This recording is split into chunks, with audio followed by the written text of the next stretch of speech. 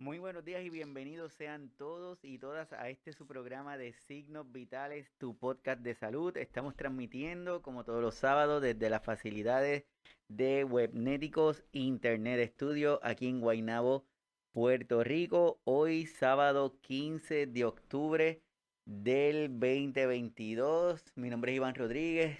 Soy médico de familia desde aquí, desde Puerto Rico. Le damos la más cordial de las bienvenidas a cada uno de ustedes que se conectan con nosotros cada vez que creamos estos espacios para discutir de un tema que entendemos que es un tema de ayuda, de beneficio, que nos va a ayudar a ser mejores cuidadores o a poder tener mejores herramientas para desarrollarnos, no solamente en la tarea de cuidar, sino como vecinos, como amigos, como familiares, entre otras formas. Mientras más información tengamos, mucho, pero mucho mejor. Así que a todos los que se conectan por primera vez, bienvenidos. Este programa, la intención que tiene es crearle la inquietud a cada uno de ustedes y que busquen más información para que mientras más información tengamos, mejor podemos hacer las cosas y definitivamente podemos cuidar mejor porque entendemos las condiciones de nuestros pacientes, nuestro familiar.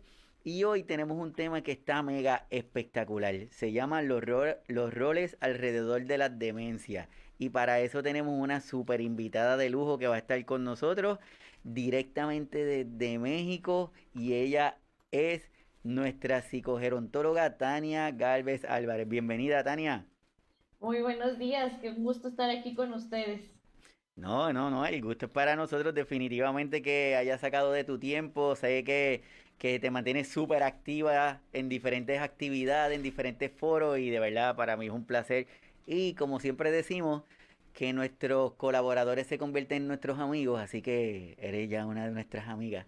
Y, Excelente, qué gusto. y qué bueno, qué bueno. Este tema, Tania, los roles alrededor de las demencias, definitivamente es un tema que cuando lo miramos superficialmente y como te estaba diciendo ahorita, cuando lo vi es súper importante, pero de momento hasta me dio miedo porque se interconecta con muchas cosas y yo creo que hoy va a ser una muy buena oportunidad para que las personas entiendan que en el cuidar es importante el conectar y al conectarnos podemos desarrollar y podemos hacer las cosas mucho, pero mucho mejor. Pero antes de que me conteste, déjame compartir con la gente quién es Tania Galvez Álvarez. Tania es licenciada en psicología por la Universidad Autónoma de Yucatán, es maestra en gerontología por la Universidad de Guadalajara, tiene varios diplomados, uno en promoción de la salud en la mujer adulta mayor, demencias y enfermedades neurodegenerativas y otro en atención integral de la salud desde la psiconeuroinmunoendocrinología. Después me dice que tiene experiencia de 7 años trabajando con personas mayores, abordando enfermedades crónico-degenerativas, experiencia de 3 años trabajando enfocando en la familia y cuidadores principales de personas mayores dependientes, actualmente socia y coordinadora de la Asociación de Plenitud y Demencia, colaboradora de la Red Latinoamericana de Cuidadores y participa en múltiples foros, programas nacionales e internacionales, como te digo, amiga de Signos Vitales. Así que Ujú. súper, súper contexto. ¿Qué es esto de los roles, Tania? Fíjate que el término, bueno, como tal, tiene conceptos pues muy básicos, ¿no? Es como este papel que asumimos todos y tomamos a partir de quiénes consideramos que somos, qué relación tenemos con los demás y también como el nivel de responsabilidad que nos corresponde para ciertas cosas, ¿no? Estos roles normalmente pueden ser que los escojamos nosotros o que de alguna manera se nos impone, pues porque tiene que ver con estructuras sociales también, ¿no? Culturales, pero el rol como tal significa eso, ¿no? Cómo nos vamos a estar presentando nosotros hacia afuera, cómo vamos a jugar nuestro papel, digamos. Perfecto, voy a compartir una definición que tenemos de roles para los que luego van a estar escuchando el episodio en formato de podcast. Dice, el rol es el papel o función que alguien o algo representa o desempeña por voluntad propia o por imposición. Qué casualidad, ¿verdad? Sí, eso, miramos la definición y pensamos en cuidadores. Sí, así es. Enseguida lo vamos ligando nosotros también. Así es. Además nos dice que estos roles es importante porque nos dicen que son funciones que le son atribuidas a una persona para que en determinadas situaciones o circunstancias actúe o se comporte de acuerdo a un conjunto de pautas en satisfacción de una serie de expectativas. Y cuando miramos eso, quiere decir que le ponemos, ya le empecemos a poner una definición a la palabra. Y cuando vemos, no es algo fácil ni sencillo. Quizás por eso es cuando nos dicen, el rol tuyo va a ser tal, nosotros como Ujú. de forma inconsciente como creamos resistencia. Sí, sí, y fíjate que aquí una parte importante es sí hay muchas expectativas de los demás hacia nuestro rol, pero también existen las propias, ¿no? Ya una vez que ya me asigné a mí mismo o me tocó que me asignaran a un rol, yo me pongo como en un papel de, a ver, tengo que cumplir estas cosas y además de forma perfecta, ¿no? Tengo que hacerlo bien, no puede haber errores, no puede haber fallos. Y entonces aquí se viene otra carga de autoexigencia muy fuerte que vivimos todos los que estamos involucrados en esas dinámicas de roles, ¿no? Ahorita vamos a ir platicando de cuáles son esos roles, pero por ejemplo, hasta nosotros los profesionales de la salud tenemos una expectativa de cuál es mi rol, ¿no? Puede ser que la familia tenga una de cuando me reciba, pero aparte yo siento carga, responsabilidad, tengo otras expectativas de qué tengo que lograr con esta familia a quien estoy acompañando, con la persona a quien estoy también acompañando en su proceso de salud, ¿no? Entonces es una carga para todos lados también. Así es, o sea que tenemos roles que están llenos de expectativas. Así es, totalmente. Muy complicado. Dentro de nuestro título de esta conversación de hoy tenemos los roles alrededor de las demencias. Y te estaba preguntando ahorita que como que me gustaría que me dijeras qué no son las demencias. Porque siempre dicen, las demencias es, pues quiero que Tania me diga, Iván, las demencias no son. No, perfecto. Fíjate, me gustó mucho la pregunta porque creo que esta es en la que más nos vamos a identificar las personas que cuando estamos topándonos por primera vez con el término, tal vez, o lo escuchamos decir. ¿Qué no son las demencias? Pues no son una locura, ¿no? Normalmente pensamos en una persona demente o pensamos en alguien cuando se tiene ese concepto como que pues ya está loco, ¿no? Está fuera de la realidad, de lo normal y demás.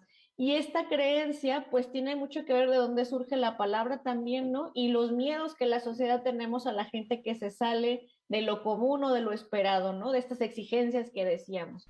Entonces, las demencias, al final del día, pueden ser muy confundidas con esta noción de que no son, de que no es ni siquiera lo toman como enfermedad, lo toman como un, un efecto como de locura, algo que le pasó a la persona y que incluso, que este sería el otro que no son temporales, a menos que sea una cosa como pseudodemencia, ¿no? Que le llaman también, pero en realidad no son tampoco enfermedades que tengan una cura fácil, no son enfermedades que vayamos a tener como un tratamiento específico que nos va a conseguir ciertos, o sea, como que si te pensara todo de nuevo con la persona, ¿no? Realmente lo que pasa aquí es que no lo entendemos desde nuestra percepción. Tampoco las demencias son algo romantizado, o romántico. Tenemos las películas, ¿no? El cine, cómo nos presenta qué es vivir una demencia. Normalmente, pues plantean o diseñan un Alzheimer. Entonces, cuando vemos esas películas, también nos pintan así como puras crisis todo el tiempo o todo maravilloso. No siempre tenemos esos dos polos de las demencias. Crisis como que la persona está todo el tiempo llorando, en desesperación, perdido, que se da cuenta de sus olvidos, o por el contrario, que la persona está como si nada y todos viven felices, cantando y muy maravilloso, ¿no? Entonces, ninguna de esas dos tampoco es real. Qué bien, me alegra mucho escucharte decir eso porque nos vamos a los extremos, se nos hace bien fácil. Y cuando pensamos en el inicio, cuando recibimos el diagnóstico inicialmente, o cuando a nuestro familiar, a nuestro ser querido le dicen que está teniendo una demencia, probablemente nos acordamos de la película, Exacto. que la persona tenía la demencia y estaba ya en una situación bien complicada, y no necesariamente. Ujú. Sí, o que también ya es como en el extremo, ¿no? De que ya tiene el diagnóstico y ya está entonces desahuciada la persona, no hay nada más por hacerle, ¿no? Así es. Así que definimos por lo menos de nuestro título los roles que son y que no son las demencias. Pues Ujú. entonces si yo te digo, ok, Tania, entonces, estos roles, ¿hay algunos roles diferentes? ¿Son todos iguales? ¿Cómo los podemos definir? Fíjate, cuando estamos ya hablando de demencia, lo que nos hemos ido topando, yo creo que todos los profesionales de salud, es que está claro dos roles, ¿no? La persona que vive la demencia, y la persona que es el médico, ¿no? Sin embargo, y afortunadamente cada vez va tomando más importancia hablar de los cuidadores, ¿no? También como parte del rol que se, o bueno, de todo esto que estamos haciendo cuando entramos en el cuidado de una persona que vive con demencia.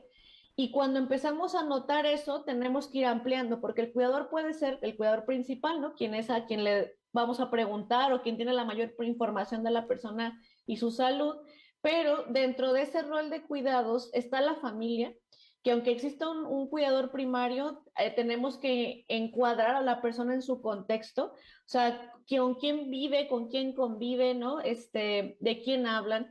Y la familia se vuelve entonces un pilar que si nosotros no estamos atendiendo o acompañando, realmente nos perdemos, yo creo que sin exagerarte, el 50% de las posibilidades de tratar o manejar de mejor manera una demencia, ¿no? ¿Por qué decimos del rol de la familia? No lo comparo con el del cuidador primario, porque el cuidador primario trae una carga particular, que ya es pues atender todas las necesidades de la persona a quien cuidan. Pero no necesariamente ese cuidador a veces es miembro de la familia, puede ser un cuidador externo, pero cuando hablamos de la familia estamos hablando entonces, ¿quién lo visita? ¿Quién visita a la persona? ¿A quién va a estar extrañando, no? ¿A quién va a querer buscar refugio? ¿En quién confía? Justamente todos estos actores que están alrededor de la persona, ¿no? Y cuando hablamos de la familia tiene un significado importante pues para nuestros países latinoamericanos, ¿no? Que aunque somos, eso se los digo mucho a las familias cuidadoras con las que acompañamos, ¿no? Pero aunque siempre nos dicen Latinoamérica somos más cálidos, ¿no? Más de familia, más cercanos, realmente yo creo que nadie en el mundo, no importa si es de Latinoamérica o en otros países, no sabemos ser familia. Aprendemos en el camino, ¿no? Nadie nos enseña cómo ser papás, pero tampoco se nos enseña a ser hijos, no se nos enseña a ser hijos adultos de papás ahora mayores, ¿no? ¿Qué relación se va a tener? Entonces, todas esas dinámicas nos van poniendo en roles diferentes a nosotros. O sea, no es lo mismo ser un hijo de unos 5 a 15 años en donde dependo de mis papás, ¿no? Para muchas de las cosas que ellos me están enseñando a vivir y responder, a cuando yo ya soy un adulto que tengo mis propios hijos quizá y ahora me toca cuidar a mis hijos y cuidar a mis papás también. Entonces, todo eso tenemos que empatizar desde el punto decías al inicio algo, ¿no? Como todos, que nosotros decimos así, que es todos vamos a necesitar cuidados en algún punto y en algún punto cuidaremos de alguien. O sea, los cuidados atraviesan todo en la vida, ¿no? Entonces, creo que el rol de la familia es meternos a nosotros también, incluso nosotros profesionales, como a ver, yo cómo en mi propia familia estoy llevando este cuidado, por ejemplo, cómo estoy aprendiendo y entendiendo estas dinámicas de cuidar. Es espectacular, así como tú dices, y dentro de la evolución, esto del cuidar, esto como esta generación sándwich que se conoce, ¿verdad? Entre nuestros cuidadores que tienen que hacer muchos roles, además de cuidar, pues se hace un poquito complicado. Y en esta evolución voy a compartir contigo también, Tania, esto que me parece que es importante que señalemos para continuar poniéndole definiciones a las palabras, porque yo creo que si tenemos el mismo tono, las definiciones establecidas, vamos a poder entender mejor. Así que, ¿qué es la familia? Pues según la Organización Mundial de la Salud, dice que podemos definir a la familia como el conjunto de personas que conviven bajo el mismo techo, organizadas en roles fijos, por ejemplo, padre, madre, hermano, entre otros, con vínculos consanguíneos o no, con un modo de existencia económico-social comunes, con sentimientos afectivos que los unen y aglutinan. Y yo creo que la importancia de esta definición es que nos invita a que nosotros empecemos a ser más flexibles y entender que tenemos que ser más inclusivos, ¿verdad? Que esa definición de familia hay que ampliarla. Así es, sí, pues ahí te dicen, ¿no? Que son roles fijos y eres mamá y al mismo tiempo eres esposa, eres a lo mejor hermana, hija de alguien, o sea, realmente tenemos muchos, muchos roles en la vida y creo que sí, definitivamente habría que actualizar el concepto, pero me parece bien como para entender que compartimos, ¿no? Estos mismos como puntos de unión y que al final, que creo que eso es lo que nos diferencia a lo mejor de países anglosajones, ¿no? Europeos o Estados Unidos que es la percepción de nosotros, no sentir que dejamos a los nuestros de lado, ¿no? Sino que vamos con ellos, ¿no? Vamos avanzando con ellos. Así es, hablamos del primer rol entonces, la familia, ese rol de familia vital que lo entendamos que es importante tenerlo pendiente. Comentaste también ese rol del cuidador principal. A modo de un resumen, ¿qué es ese cuidador principal y cuál es ese rol, Tania? Cuando la familia recibe un diagnóstico de demencia o una enfermedad crónica degenerativa, lo primero que ocurre es una crisis, ¿verdad? Entonces las piezas de la crisis caen como pueden, se acomodan como pueden y por lo general hay una persona que toma la batuta o ahora sí que el carrito y lo empieza a manejar hacia las consultas, hacia vamos a decir, como a las citas médicas, a comprar los medicamentos, a resolver, a averiguar qué son las demencias, a averiguar qué es esto. Y normalmente quien toma ese rol es el que sin querer, digo sin querer porque dudo que lo planeen así, empieza en los demás miembros de la familia como a decir, ah, entonces, ¿qué dice él? ¿Qué opina él? ¿A dónde quiere que, o sea, qué se enteró? ¿Qué se informó? Quien toma ese rol normalmente pues ya sea por instituciones culturales también, un poco de género, a veces termina cayendo normalmente en una mujer de la familia. Es el común denominador, no es que no existan hombres cuidadores, pero hasta ahora el último dato que supimos de la ADI, que de la Asociación Internacional, sigue siendo el 95% de mujeres que hacen de cuidador principal. Y el rol de esta persona termina siendo atender o estar como al frente de todo lo que se va a ir haciendo por el familiar, porque es quien vive con él normalmente o quien sabe todas las actualizaciones de su estado de salud, quien nos puede decir, por ejemplo, qué necesita, qué le falta, si ya se logró tal cosa, ¿no? Es una persona que tiene una doble carga de no solo ocuparse de sus necesidades propias, sino ahora ocuparse de las necesidades de la persona familiar que está viviendo la demencia. Así es, y voy a compartir aquí bien rapidito también. Este es un perfil del cuidador informal, como está diciendo Tania.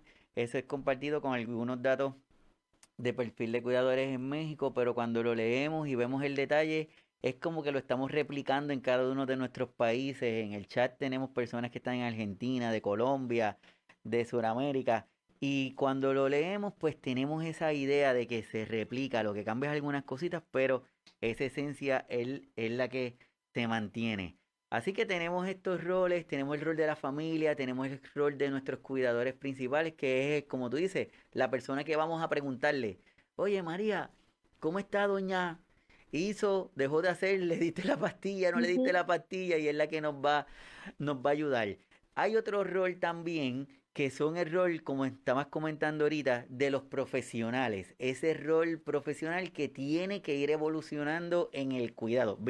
Voy a compartir esto bien rápido, Tania, también un momentito, que esto es una de las infografías que probablemente tú conozcas, que se llama El Puente de los Cuidados. Esto lo vi esta mañana, me llamó mucho la atención y lo traigo, porque yo creo que este es un momento de reflexión y preguntarnos, ¿cómo estaba?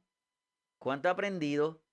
Y hacia dónde voy con ese aprendizaje. No puedo tener mucha información, pero que la información se quede en mi mente y no la pueda hacer. Así que ese rol de profesionales, ¿cómo sería? Fíjate que se combina con la imagen que acabas de compartir. Esa nosotros la hicimos en grupos de mujeres cuidadoras que tenemos en la zona de Guadalajara, aquí en México. Y justamente lo que intentamos trabajar, pero que nos invita a estos roles de profesionales también, porque aquí son cuidadoras familiares y cuidadoras formales, ¿no? Ya no nos gusta el término cuidadores informales porque como que les quita un poco, ¿no? Ese peso que tienen cuando en realidad creo que son un actor principal en todo esto, pero justamente este puente de los cuidados lo que quiere decir es como empezar a ver con qué ideas iniciamos y cómo al aprender, ¿no? Al transcurrir y que acompañar a una persona que vive con una demencia, alguna dependencia, pues vamos generando recursos nuevos. Y eso nos ocurre también a los profesionales, ¿no? Que me parece que se vuelve bien importante porque nosotros tenemos esta idea cuando se nos forma de, pues tenemos las actualizaciones en investigaciones, tenemos mucha responsabilidad en el cargo de darle información verídica a las personas porque están confiando en nosotros. Y por ejemplo, los médicos creo que sobre todo tienen esta carga que son como nuestra guía en salud, ¿no? O sea, es como el líder que nos va a decir sí o no de lo que se está diciendo o haciendo. Y aquí lo que platicábamos un poquito también fuera del en vivo, ¿no? Tiene que ver con que nosotros como profesionales tenemos que entender que nosotros no somos, y a lo mejor esto a ver qué tal te suena, pero no, y qué tal le suena a quienes nos están escuchando, pero no somos los responsables de la salud de la otra persona. Somos alguien que está acompañando, que podemos guiar o orientar, ¿no? O facilitar algunas cosas para el bienestar de la otra persona, pero al final del día tú puedes hacer una recomendación perfectísima de qué hacer con la familia o la persona, y dependerá de la persona y la familia si lo hacen o no. Entonces, la responsabilidad no está de este lado, sino está del otro. Que sí es nuestra responsabilidad de nuestro rol estar actualizados. Por ejemplo, a mí me sigue asombrando que se siga diciendo diagnósticos de demencia senil, por ejemplo. Entonces, es una burla, ¿no? Digo, 2022, hemos pasado un montón de cosas, pero entendemos que los procesos de aprendizaje de la sociedad en general los llevamos lento, ¿verdad? También con un pasito ahí. Pero, por ejemplo, nosotros tenemos que saber cómo actualizar eso, cómo poderle decir. Si yo me atrevo a decir que es una demencia senil, no solamente estoy metiendo otro estigma, estereotipos y, por supuesto, edadismo, ¿no? Sino que aparte lo que estoy haciendo, estoy limitando y cuarteando a la persona la posibilidad de entender qué está viviendo y cómo puede irlo mejorando, ¿no? Que yo creo que eso es lo más importante. Entonces, nuestro rol sí es clave, pero fíjate que yo diría, y a lo mejor esto pega con lo que del ego que platicábamos profesional, pero no somos el principal, no somos el rol principal en esta dinámica de cuidados, ¿no? O sea, creo que somos parte importante, se tiene que ir uniendo, pero definitivamente no nos podemos poner tampoco como poseedores de la única verdad, porque si no, lo que hacemos es que limitamos el crecimiento y el potencial de la propia familia o la persona a quien estamos orientando. Me parece que es espectacular. Y la pregunta esa que lanzas de nuestro rol como profesional es algo que requiere mucho análisis de cada uno de los profesionales que están envueltos en asistir o el evaluar a una persona que, por ejemplo, en este caso, que tenga demencia, porque nuestra formación va dirigida a que todo el tiempo estás dando instrucciones. Y entonces, eh, bueno, en el caso de nosotros, ¿verdad? Cuando tú estás en el hospital, nosotros le damos órdenes médicas. Mm, Entonces, cuando está fuera son recomendaciones. Sí, Entonces sí, sí. tenemos que tener la capacidad de hacer ese switch, porque si no, podemos caer en lo que tú dices. ¿Qué es que yo te dije, Tania, que Exacto. tenías que hacer? Pero en algún momento me detuve a verificar si Tania entendía la instrucción. Porque como entendemos que ya yo te lo dije, asumo que lo entiendes y si no lo hace, pues hay algo terrible. Ajá, sí, sí. Y fíjate, Iván, yo creo que hasta nos podremos traer un tema de conversación de esto al respecto también, porque tiene que ver con, hablamos nosotros, por ejemplo, como les digo, que es cuidados, o sea, ustedes médicos, los psicólogos, nosotros, los otros profesionales, gerontólogos, nutriólogos, ejercemos también un tipo de cuidado con la persona a quien estamos acompañando, ¿no? Que ya ni siquiera les queremos decir pacientes, justamente Ujú, porque queremos que sean actores activos, ¿no? Vivos y que ujú, estén decidiendo por su salud. Pero yo creo que podríamos girarnos mucho en torno a esta parte también de discutir, porque tiene que haber reciprocidad en los cuidados. ujú. Se nos olvida también, por ejemplo, que nosotros somos humanos también, que tampoco dormimos, que también nos cansamos, que también nos estresamos. Oye, a veces llega uno a la casa con los casos particulares de personas y familias a las que acompañamos, ¿no? Entonces, también hay que tener esta, o sea, es que cuidarnos en comunidad, que ya iremos platicando, es justamente eso, ¿no? Como integrarnos también a esto, porque además mientras yo estoy ejerciendo mi rol de profesional, también puedo estar en sobrecarga También Ujú. puedo entrar, por ejemplo, en desgaste o descuido de mi propia salud y nuestra responsabilidad es entender que estamos envejeciendo como sociedad. ¿Cómo están envejeciendo esos cuidadores? ¿Cómo vamos a envejecer los profesionales que decimos, hagan ejercicio, coman bien, duerman bien y nosotros no dormimos bien? ¿A qué hora hacemos ejercicio, no? O sea, muchas cositas así. De momento te dejé de escuchar, no sé por qué. Ah, No, es sí, mentira, ¿verdad? mentira, mentira. Se cortó ahí la transmisión. Es lo que tú dices, es bien fácil. Por eso en el canal tenemos un episodio que llamamos Fatiga por Compasión. Porque nosotros necesitamos entenderla y dentro de nuestro rol de cuidar y querer, como te digo, estamos programados, estamos educados para estar todo el tiempo pendiente de otro. Y si de momento tú me dices que tengo que yo mismito tomar una pausa, pues como que te voy a mirar medio extraño, como que... Entonces, pues, a los que no han visto ese episodio en el canal pueden ir. Así que tenemos el rol de la familia, tenemos el rol del cuidador que está todo el tiempo ahí, tenemos el rol de nuestros profesionales, cualquier persona que esté a cargo o que esté interactuando con nuestro familiar y con la persona que necesita ese cuidado, pues entonces, ¿cuál, cuál va a ser? O hay alguna persona, hay alguien que le podamos decir, mira, el rol de esta persona va a ser fundamental para lograr hacer todo lo que los demás profesionales quieren que se haga con este paciente. Sí, claro, por supuesto, el cuidador formal que le damos tan poquita realce y yo creo que es como el director de la orquesta a veces también, ¿no? El cuidador formal viene a ser la persona que está capacitada, formada y entrenada, digamos, porque pues son diferentes conceptos, en el cuidado de la persona a quien está atendiendo. Nosotros no le damos la importancia tan clave que tiene para este cuidado en demencias, pero creo que en cualquier otra enfermedad también.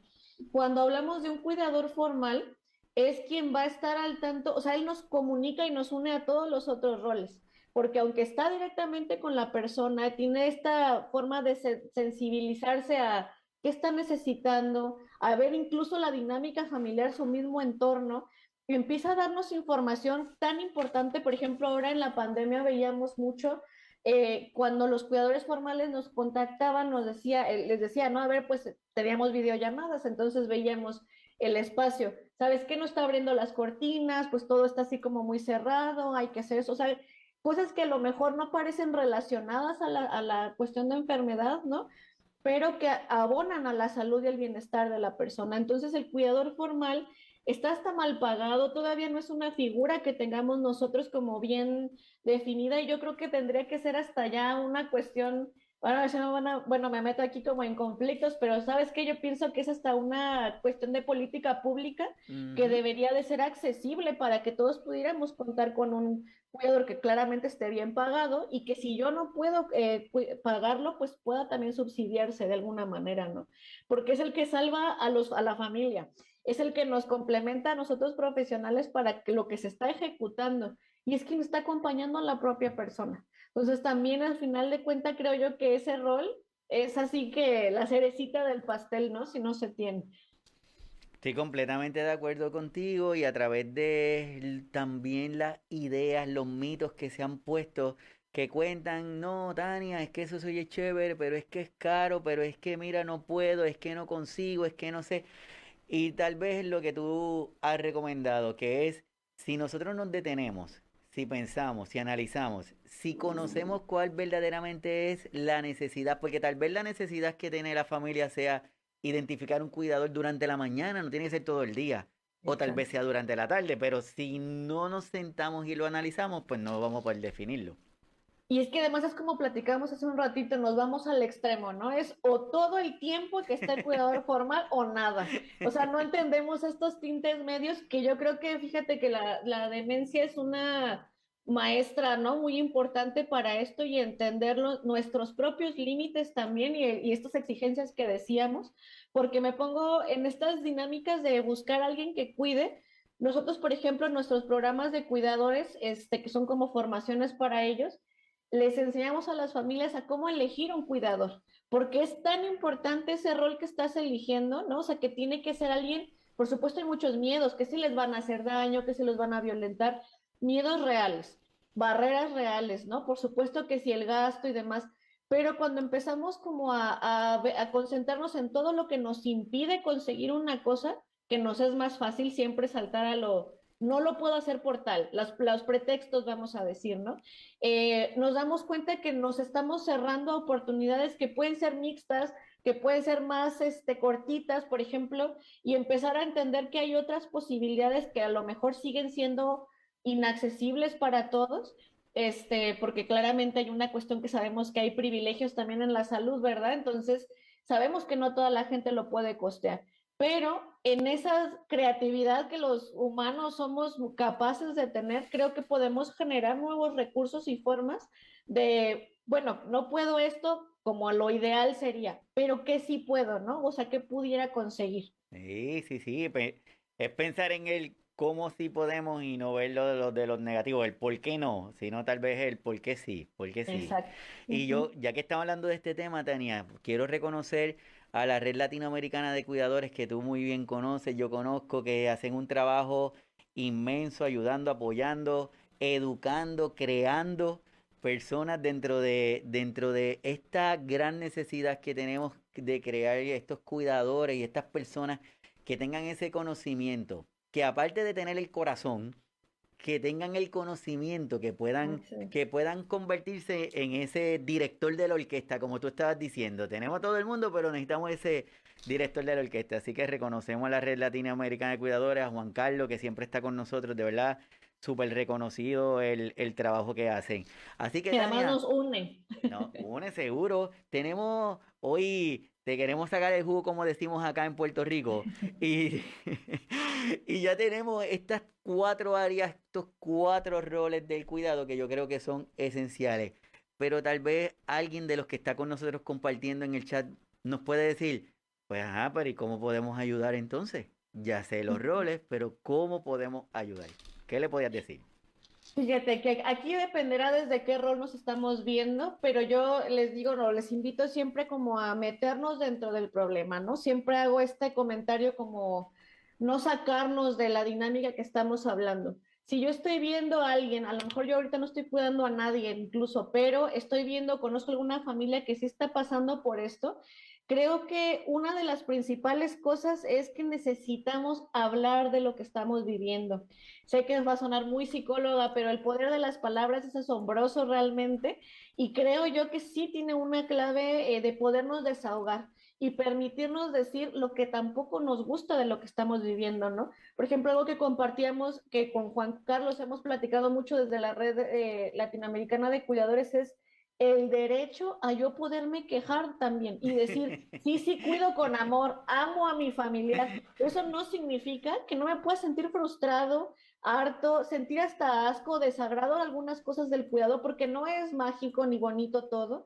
Y en las demencias se revuelve todo. Cuando estamos acompañando a alguien que las vive, hay cambios que nos dicen claramente alguna cosa nos sirve en la mañana, pero ese mismo día en la tarde puede ya no servirnos esa estrategia, ¿no?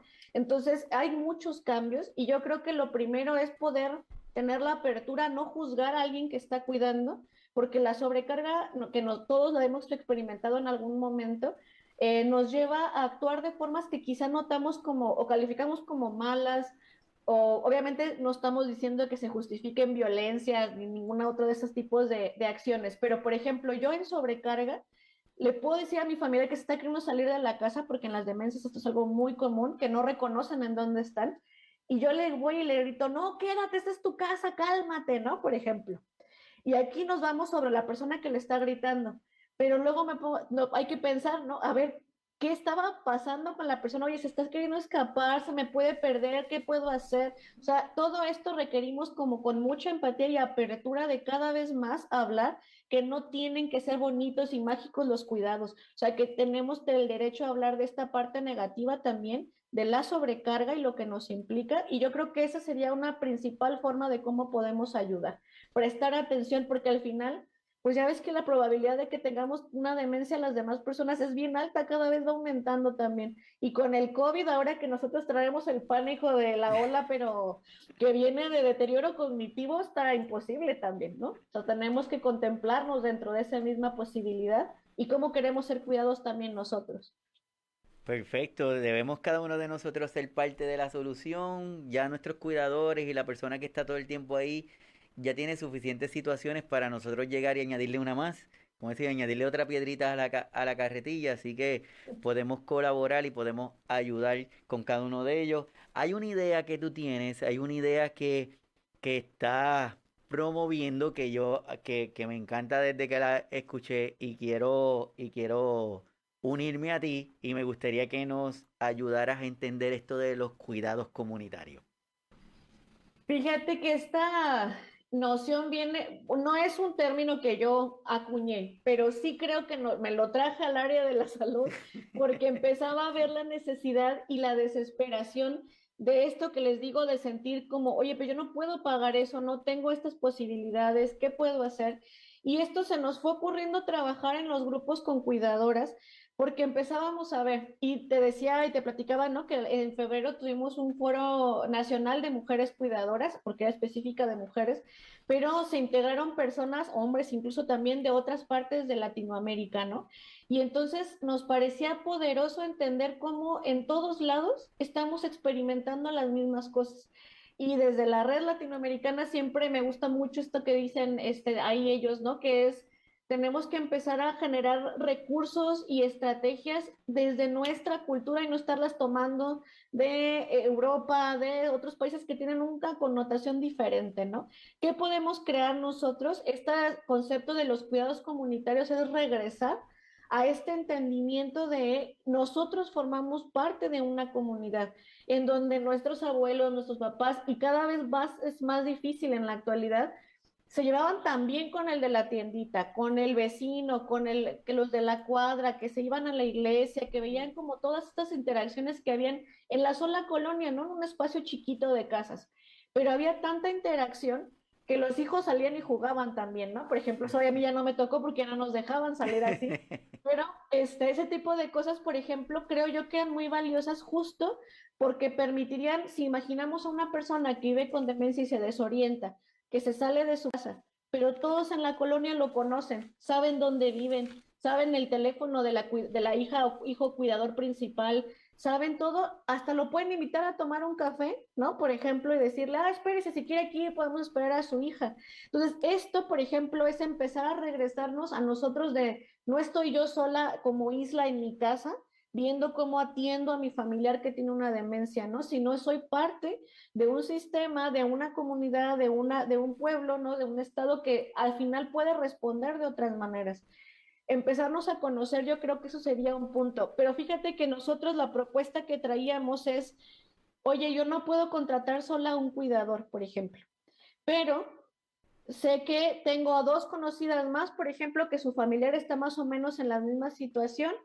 Y esto es una historia verídica porque fue de un grupo de cuidadoras con las que ocurrió. Fue, vamos entonces a cooperar para que venga un cuidador formal unas 4 horas, creo que eran 4 horas. Llevamos a nuestro familiar, obviamente habían diferentes grados de dependencia, a la casa de una de ellas y ese cuidador cuida, obviamente con su justo pago y todo, cuida durante esas 4 horas a nuestros familiares y nosotras, por ejemplo, nos vamos al café, nos vamos al cine, nos vamos a ver a dónde pasear también, pero es salirnos un ratito de ese cuidado.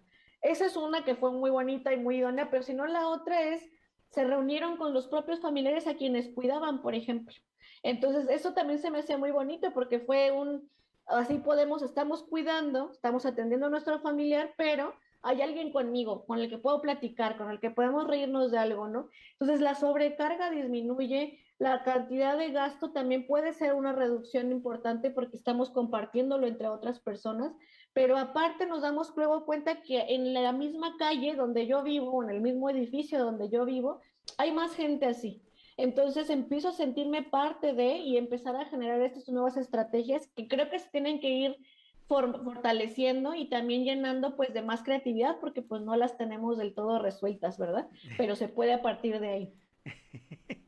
Así es, yo creo que es espectacular, de verdad, y me encanta esa idea porque es que a veces todo lo pensamos dentro de un cajoncito. Entonces, si la primera la hicimos y no nos salió, pues ya no se puede. Entonces, hasta que a alguien se le dice, pues mira, quizás lo miramos de esta otra forma, y así lo podemos hacer. Así que luego me gustaría que los que nos están viendo y los que luego lo comparten, lo ven en el canal de YouTube, nos escriban, nos hagan comentarios, qué opinan de estos cuidados comunitarios y qué ideas se le ocurren para podernos ayudar Así es. en esta área. Así que es súper espectacular. Tania, de verdad que este es un tema súper extenso, me encanta cómo tú lo desarrollas, yo sé que todas las personas que están con nosotros lo van a pasar súper bien. Mira, Tania, nosotros estamos hablando de este tema de los roles en las demencias, pero qué bueno que es Hilario porque esto lo podemos extender. Esto no solamente esos roles en un paciente que tenga demencia, sino un paciente que tenga otras condiciones Sí, claro. neurodegenerativas, ¿verdad? Ujú. Sí, así es. Que yo creo que esa es invitación para otros temas ahí, ¿no? También para estar discutiendo luego. Sí, te vamos a tener aquí, te vamos a tener. Bueno, a todos los que están conectados, muchísimas gracias por estar con nosotros. Yo espero que esto les cree la inquietud y que sigan buscando, que comuniquen, que busquen, que identifiquen otros recursos que estén cerquita, porque tal vez también usted como cuidador o cuidadora está medio encerrado en aceptar información porque tiene miedo, pues rompa el miedo, acéptelo, busque y ya usted verá que la va a pasar súper bien. Bueno, Tania, a modo de resumen, ¿qué le podemos decir a estos cuidadores, a todo el mundo que está conectado y que va a ver luego el episodio por las diferentes plataformas? No, pues yo los invitaría a que empezáramos a unir esfuerzos. Siempre estamos muy desarticulados, ¿no? Cada quien haciendo nuestra tarea enorme, desde nuestros rincones. Pero la verdad es que esto es una cosa compartida. Entonces creo que merecemos generar más espacios en donde podamos hablar de esto, generar nuevas ideas, compartir recursos que nos hayan servido.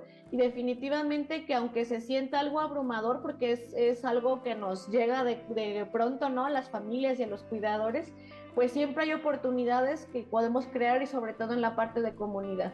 Aquí hay muchos grupos de apoyo gratuitos, nosotros desde de Plenitud y Demencias tenemos varios también en línea virtuales para esta parte, pero pues podemos seguir eso, estrechando lazos, ¿no? Poder seguir compartiendo otros recursos que podamos tener y pues sobre todo no claudicar. Siempre hay nuevas formas de seguir acompañándonos. Así que de verdad para mí es un placer, un honor y que hayas querido estar aquí con nosotros. Espero que te hayamos tratado bien para que quieras volver a Por regresar. supuesto, sí. Así que muchas gracias a todos los que se conectaron. Espero que estas conversaciones que tenemos les sirvan. Le pedimos por favor que se muevan a la página de nosotros, Signos Vitales. Estamos en Facebook, se conecten ahí para que cada vez que surja el programa, que se vaya en vivo, ustedes reciban una notificación, igualito que pase en el canal de YouTube para que reciban la comunicación cada vez que el programa esté en vivo. Así que nos vamos a estar viendo por ahí. El sábado que viene tenemos otro super tema, también otra psicóloga que va a estar con nosotros desde México también. Tania va a estar con nosotros hablando de un tema que lo hablamos mucho, pero como que no nos han dicho qué es. Como que aquí cuando queremos que nos digan las cosas claras, nosotros le decimos que lo digan en arroz y habichuela, que sea algo sencillo. Pues Así vamos es. a estar hablando del tema de estimulación cognitiva. Así que es un tema súper amplio, pero es súper interesante y para ello vamos a tener a Paulette Colín, que es una psicóloga desde México. Así que los invitamos para que se conecten con nosotros. Tania, agradecido, espero que tengas un súper lindo día, semana y que vuelvas a estar con nosotros acá. Claro que sí, cuando me invites, un gusto, que estén muy bien. Saludos hasta Puerto Rico. Chévere, sí, bye, se cuida.